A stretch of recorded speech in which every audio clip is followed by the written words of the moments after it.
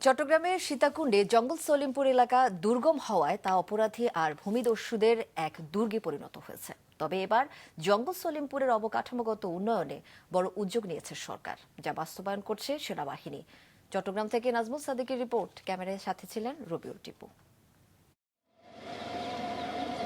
জঙ্গল সলিমপুর পাহাড় ঘেরা শান্ত সবুজ এই এলাকা এতটাই দুর্গম যেখানে এক স্থান থেকে অন্য স্থানে সহজে যাওয়া যায় না। এই সুযোগে প্রকৃতির মাঝে গড়ে ওঠে অপরাধীদের এক সাম্রাজ্য।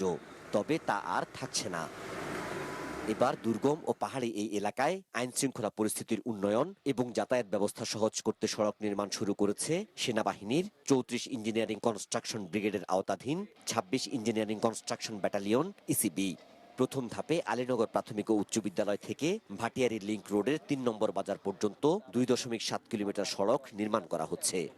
এই এলাকার পরিস্থিতি বিবেচনায় আমাদের নিজস্ব সিকিউরিটি আমরা ক্লোজ প্রোটেকশন আপনারা দেখতে পাচ্ছেন যে আমরা শতভাগ নিশ্চিত করে আমরা কাজ করছি।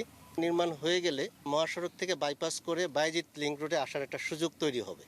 বাট আমাদের মূল লক্ষ্য হচ্ছে এই এলাকার জনগণের সাধারণ জীবনযাত্রার মান যেন উন্নয়ন হয় এবং তারা যেন এই রাস্তার উপকারটা ভোগ করতে পারে।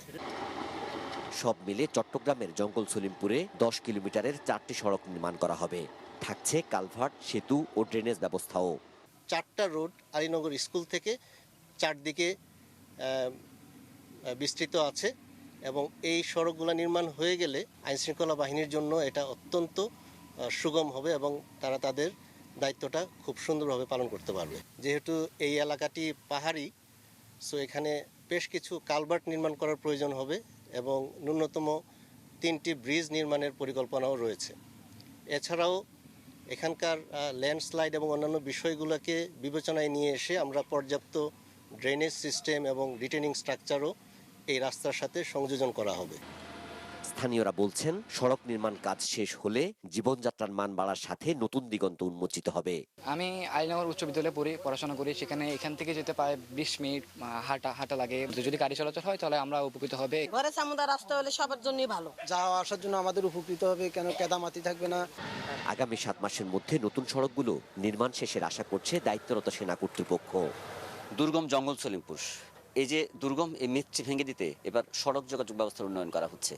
সেনাবাহিনী কাজটি করছে এবং আশা করা যায় এই যে যোগাযোগ ব্যবস্থার অপ্রতুলতার কারণে সন্ত্রাসীদের যে অভয়ারণ্য হয়ে ওঠা, রাষ্ট্রের ভিতর যে রাষ্ট্র হয়ে ওঠা, সেটি আর থাকবে না এই সড়ক পথগুলো চালু হলে।